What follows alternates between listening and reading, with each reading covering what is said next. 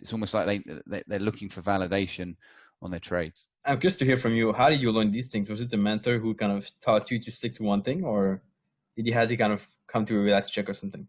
A tough time. I would say it's a little bit of both. I think you go on a when you learn to trade, you're only the mirror's on you. When you're looking at a chart, you're not really looking at a chart. You're looking at how you make decisions on that. So I'd done a bit of personal development before, and I don't think personal development is the answer. I think you've got to be willing to take the information on.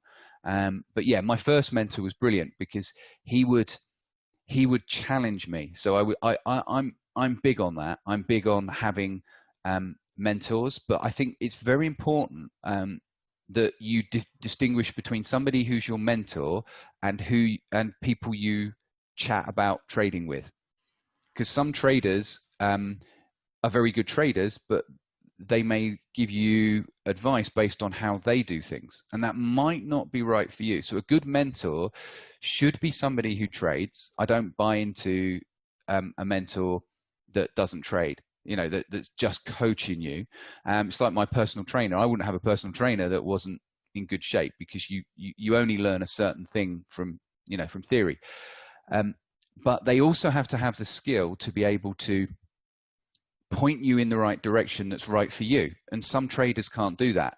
So some traders can be really, really good traders, but they're not necessarily the best coach or mentor. So I would say, yeah, I learned a lot of this from my first and second mentor, but my second mentor was slightly more trading orientated than my first. My first guy from the US, he was very, very good at asking questions that challenged me.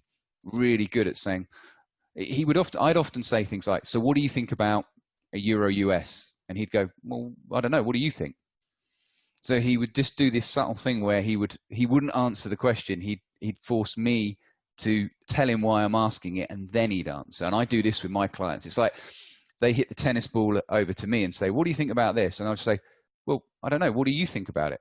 Because a good coach wants to know why they're asking that question. And very often it's because they're either in the trade, or they're thinking about trading it, or they've seen somebody else trade it and they want to trade it. So a good coach will do that. So yeah, I would say a mentor helped me a lot. Reading helped me, being an avid learner. And I think like what you promote, this idea of, motivation and growth and mindset. And I underestimated how much a relationship with money was a big one.